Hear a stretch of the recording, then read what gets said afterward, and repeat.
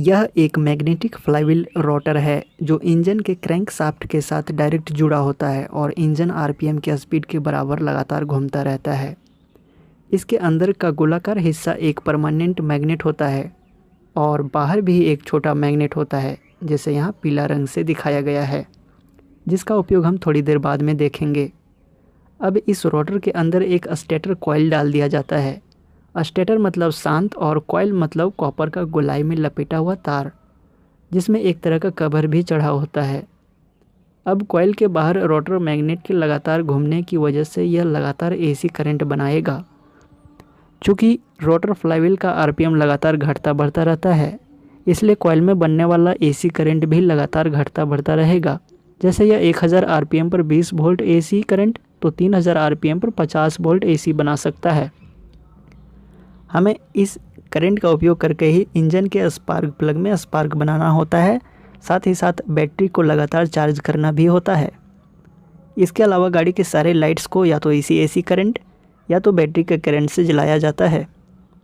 हम यहाँ बैटरी को चार्ज और स्पार्क प्लग में स्पार्क बनने की प्रक्रिया को देखेंगे। एक गाड़ी का बैटरी 12 वोल्ट डीसी आउटपुट देता है और इसे चार्ज करने के लिए भी डीसी 12 वोल्ट इनपुट देना पड़ता है। स्टेटर कॉइल से निकलने वाले एसी करंट को हम एक वोल्टेज रेगुलेटर में ले जाते हैं, जिसे रेगुलेटर रेक्टिफायर या आरआर यूनिट भी कहा जाता है। यह स्टेटर कॉइल से आने वाले फ्लक्चुएटिंग एसी करंट को 12 वोल्ट डीसी आउटपुट में बदलकर लगातार बैटरी को चार्ज करता है। साथ ही साथ सभी डिवाइस के दूसरे सिरे को ग्राउंड करना होता है ताकि करंट का फ्लो हो सके। अब हम स्पार्क बनने की प्रक्रिया को देखेंगे। इसके लिए एक कैपेसिटर डिस्चार्ज सिस्टम का उपयोग किया जाता है, जिसे सीडीआई भी कहते हैं।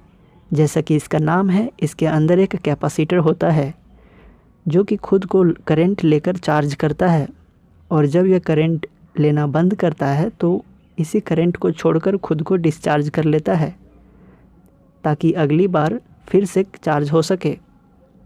इस सीडीआई यूनिट के अंदर एक एससीआर सिलिकॉन कंट्रोल रेक्टिफायर भी होता है, जिसमें एसी करंट जाते ही एक्टिव हो जाता है। और जब यह एससीआर एक्टिव होता है तो क्या होता है, आइए देखते हैं। सीडीआई एसी और डीसी दोनों टाइप का हो सकता है। यदि डीसी सीडीआई है तो सीडीआई के कैपेसिटर को चार्ज करने के लिए डीसी करंट डायरेक्ट बैटरी से या आरआर यूनिट से लिया जा सकता है, और एसी सीडीआई होने पर करंट डायरेक्ट स्टेटर कॉइल से लिया जाता है।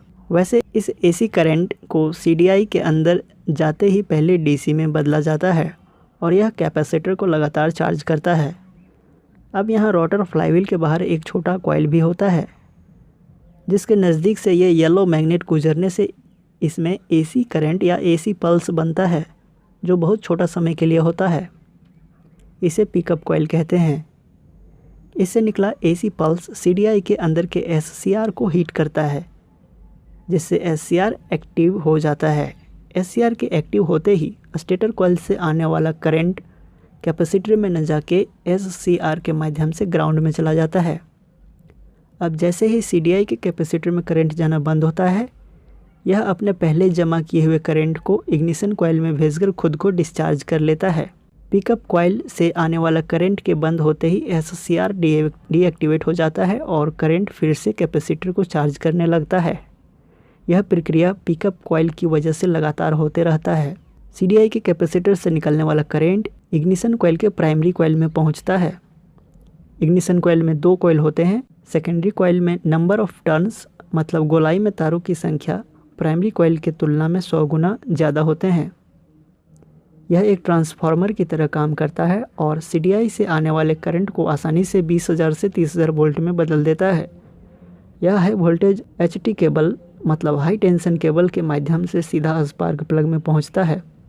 स्पार्क प्लग में इस हाई वोल्टेज और ग्राउंड इलेक्ट्रोड के बीच 1 mm से भी कम दूरी रखा जाता है, ताकि यह हाई वोल्टेज जंप करके मतलब कूद कर ग्राउंड इलेक्ट्रोड में जा सके। जंप होते ही एक स्पार्क बनता है, जैसे कि जब 2 बादल आपस में से गुजरते हैं तो उनके बीच चिंगारी निकलती है, और यह स्पार्क पेट्रोल और हवा के मिक्सचर को आसानी से ब्लास्ट कर देता है।